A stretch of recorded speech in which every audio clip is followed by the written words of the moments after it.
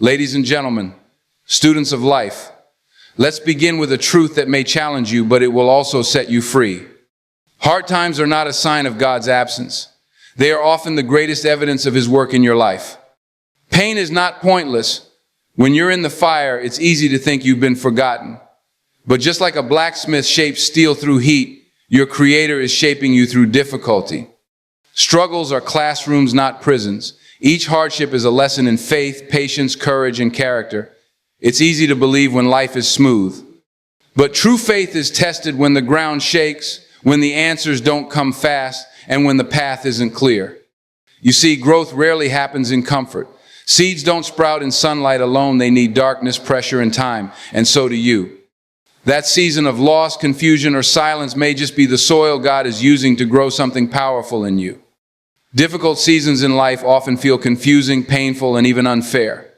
We ask questions like, why is this happening to me? Or, what did I do to deserve this? But what if the very challenges we face are not meant to break us, but to build us?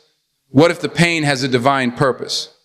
It's not always easy to understand, but many times the struggles we go through are not just random events. They are tools, carefully allowed or even orchestrated by God to help us grow. Growth rarely happens in ease. Think about the moments in life when you've grown the most, not physically, but emotionally, spiritually, and mentally. Were those times when everything was going perfectly? Most likely not. It was during heartbreaks, setbacks, losses, disappointments, and long waiting periods.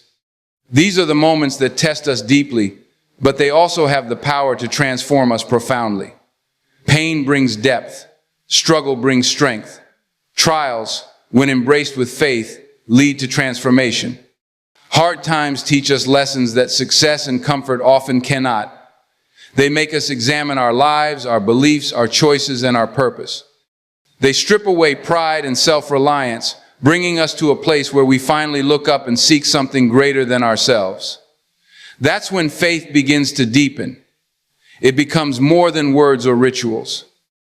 It becomes a relationship, a trust in God that is no longer based on circumstances, but rooted in the understanding that He is working even when we cannot see it.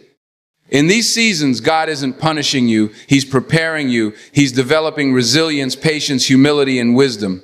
He's removing things that can't go with you to the next level.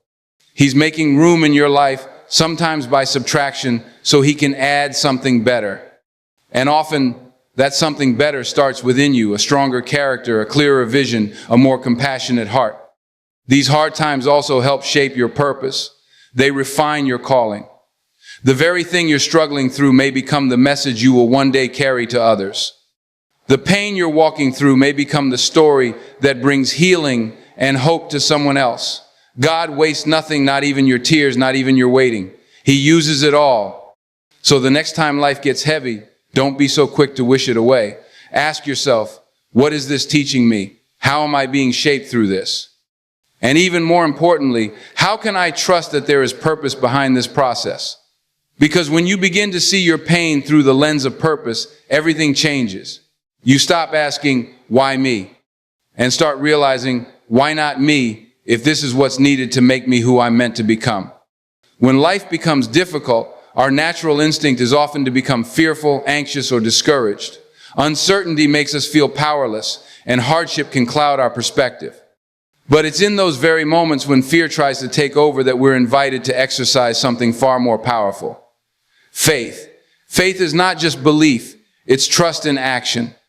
And hard times challenge us to choose faith over fear, to believe that even when everything looks uncertain, we are not alone and we are not forgotten. Fear thrives in the unknown. It whispers worst-case scenarios, magnifies problems, and blinds us to possibility. But faith looks beyond the temporary. Faith reminds us that what we see isn't the whole story. Faith says, I don't understand this right now, but I trust there's a greater plan. That mindset doesn't come naturally, it grows stronger through testing. And that's why hard times are often the soil in which real faith is rooted and developed. Choosing faith over fear is not about ignoring reality. It's not pretending everything is fine when it isn't. Instead, it's about confronting reality with the deeper truth that there is purpose even in pain and strength even in weakness. Faith says, even if I don't know how this ends, I believe that God is with me in the middle of it. And that belief shifts the atmosphere. It changes how we carry ourselves through the storm.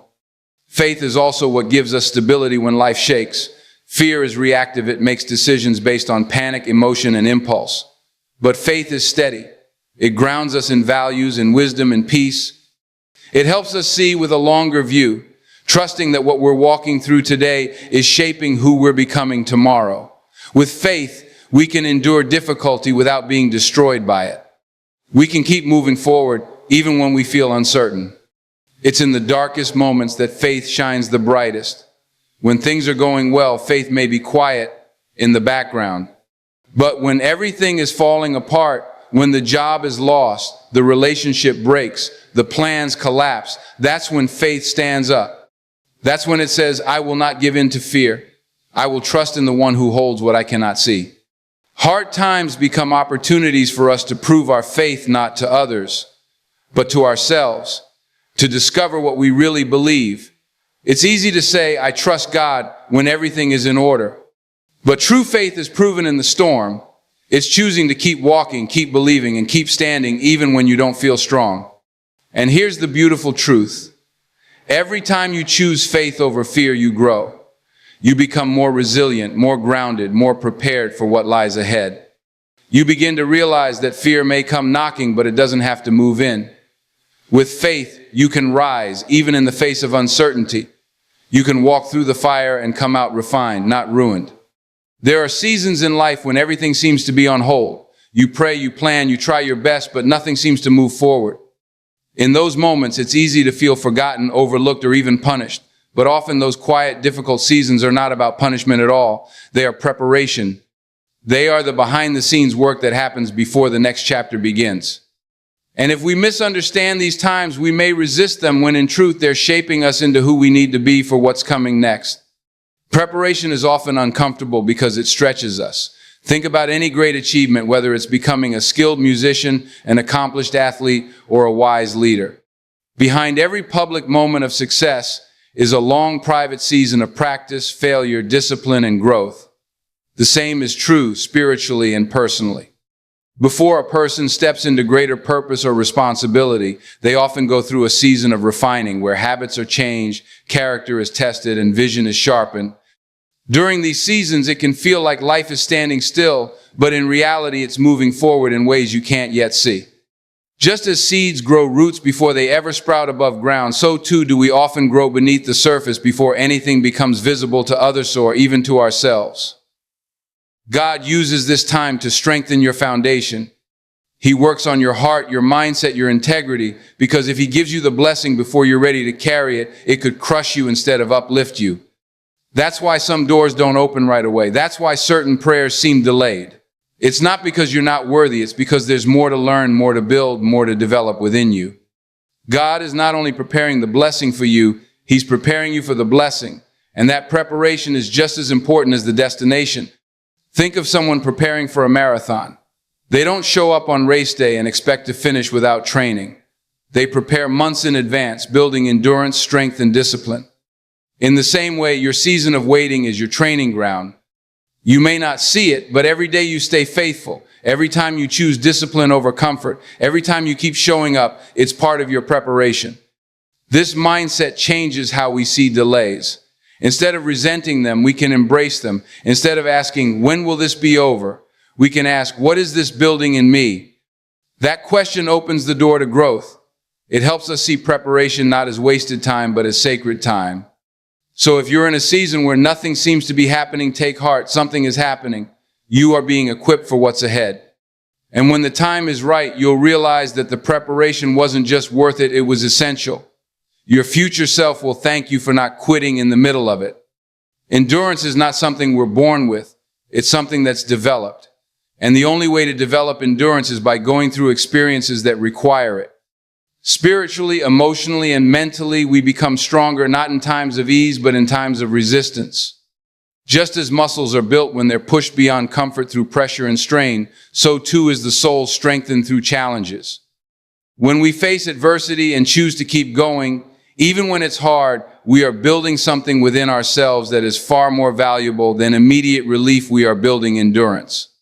Hard times test our limits. They reveal what we truly believe, what we truly value, and how deeply rooted our convictions are. In easy times, it's simple to be patient, kind, and faithful.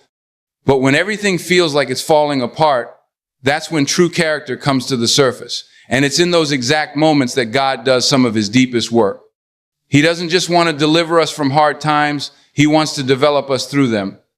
Spiritual endurance is about holding on when everything in you wants to let go. It's choosing to believe even when you don't feel it. It's staying consistent in your values, your prayers, your purpose, even when the results aren't immediate. Endurance is often quiet and unseen. It's the silent decision to show up, to keep going, and to not quit. And while others may not notice, God sees every step you take in faith, every tear you cry in private, every time you choose hope over despair. One of the most powerful truths is this: every time you endure, you are stretching your capacity. You're becoming someone who can carry more responsibility, who can face bigger challenges, and who can help others through their own storms. Endurance is not just about surviving, it's about being shaped into someone who thrives through perseverance. It builds a foundation in you that can't be shaken by circumstances. Sometimes we pray for strength, not realizing that strength is given through the opportunity to endure. We ask for peace, and God allows us to walk through chaos, so we learn to carry peace within us. We ask for patience, and we're placed in situations where waiting is the only option. This is how spiritual endurance is built, not instantly, but over time, through every test and trial. And here's what's even more encouraging: endurance doesn't go unnoticed. The trials you're facing are not in vain. Every step of faith, every moment you press on, is part of a bigger picture. God is not only watching, he is actively working in and through your endurance to shape a life of purpose and strength. What you're developing today will serve you in the seasons to come. It will allow you to stand strong, not only for yourself, but for others who will need your wisdom, your testimony, and your example. So don't give up. Every hard step is building you. Keep going. You're growing stronger with every moment you choose to endure. When gold is mined from the earth, it doesn't come out shining and pure. It comes out with impurities, dirt, rock, and other minerals mixed in. To become the beautiful, valuable metal we recognize, it must go through fire. It has to be refined, melted down at extremely high temperatures so that the impurities rise to the surface and can be removed. Only then does the gold reach its full potential. In much the same way, our lives go through refining seasons, times of heat, pressure, and discomfort, not to destroy us, but to purify and strengthen us. Life's challenges, especially the painful ones, often serve as this refining fire. They expose areas in us that we may not even realize need transformation. Fear, pride, insecurity, impatience, bitterness, these things can hide when everything is going well. But when life gets hard, those hidden parts of us are revealed. And that's not a punishment. It's an opportunity. It's a chance to become more aware, to grow deeper, and to let go of what no longer serves us or aligns with the person we're meant to become. Refinement is a process. It doesn't happen overnight. It's slow, sometimes agonizing, and rarely comfortable. But it's necessary. Because without the fire, we stay the same.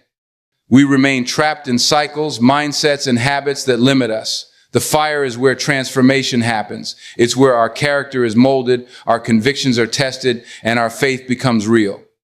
And it's not just about removing the bad, it's also about revealing the good. The process of refinement doesn't only burn away what's impure, it brings clarity to what's valuable. You begin to see your purpose more clearly. You understand your priorities better. You recognize your strength, your resilience, your calling. It's in the fire that your real identity is revealed, not the version shaped by the world, but the one shaped by God. The refining process also teaches us dependence. When life is beyond our control, we're reminded that we were never meant to carry everything alone. We learn to rely on a higher power. We're drawn into deeper intimacy with God because we realize we need his help, his guidance, and his presence. That kind of faith refined, tested, and proven is more precious than gold. It's important to remember that the fire doesn't last forever. Just as goldsmiths watch the metal carefully, never letting it burn too long, God watches us. He knows exactly how much heat we can take. He doesn't allow us to be tested beyond what we can bear. And he stays with us in the fire, We are never alone in our refining season. Timing is everything, but divine timing is often different from our own. We live in a world that runs on deadlines, schedules, and instant results. We're trained to expect things quickly, to measure progress by how fast we move, and to feel discouraged when delays happen. But when it comes to spiritual growth and life's deeper purposes, timing isn't based on convenience. It's based on preparation, alignment, and purpose. And that means sometimes we have to wait. Sometimes things don't happen when we want them to, but they happen exactly when they're meant to. God's timing is perfect, even when it feels slow. We may not always understand the delays or detours in our journey, but they are not accidents. They are part of a bigger plan, one that we can't always see in the moment. Waiting seasons are not wasted seasons. In fact, they are often the most important times of our lives. It's during these periods that we're being stretched, matured, and prepared for what's ahead. One of the greatest challenges of faith is learning to trust in timing we don't control. When you've done everything right and things still haven't fallen into place, it's easy to feel discouraged. But what we sometimes forget is that God sees the full picture. He knows what's coming, and He knows what we're not yet ready for. A delay might feel like a setback, but it could actually be protection. It might be keeping you from something that would harm you or distracting you from something greater that's just around the corner. Think about this. If you plant a seed, you don't expect fruit the next morning. You understand that growth takes time. You water it, you nurture it, and you trust that something is happening below the surface. That's exactly how divine timing works. Something is happening even if you can't see it yet. Your job is to stay faithful in the waiting, to keep doing the right things, to keep showing up, to keep believing even when there's no visible result. The beauty of divine timing is that when it does arrive, everything aligns in a way you couldn't have orchestrated yourself. Doors open that were once shut. Opportunities arise that you didn't expect. The things you once prayed for start to come together, not just because you were waiting, but because you were being made ready while you waited. In the moment, the delay feels uncomfortable. But later, you'll look back and realize why things didn't happen sooner. You'll see that you grew in wisdom, strength, patience, and perspective. You'll understand that if it had come earlier, you might not have been able to carry it. One of the most powerful truths about life's hardships is that they are never just about us. While the pain we experience may feel personal and isolating in the moment, it often serves a far greater purpose than we can immediately recognize. Our trials, when faced with courage and faith, become tools not only for our growth, but also for the healing and encouragement of others. What we overcome can become someone else's lifeline. The very story we're tempted to hide might be the very testimony someone else needs to hear. There's something incredibly meaningful about helping someone who is going through something you've already walked through. When you've endured loss, failure, disappointment, or brokenness, and you've found a way to keep going, you gain something priceless: empathy. You begin to understand the silent struggles that others carry. And because you've lived through it, your words carry weight. Your encouragement is authentic. Your presence becomes healing. Often, we want to wait until everything is perfect before we share our story. We think we need to have all the answers to be completely healed, to have everything tied up in a neat little bow. But that's not what people need. People need real. They need truth. They need to hear, "I've been there too. I understand. And I made it through." Your scars are not a sign of weakness, they're a sign of survival. And they give others hope that they can survive too. Your journey, with all its highs and lows, becomes a message. The times you stayed faithful when no one saw, the tears you cried behind closed doors, the moments you wanted to quit but chose to keep going, those are the moments that shape a testimony. And testimonies have power. They remind people that they're not alone, that healing is possible, and that purpose can come from pain.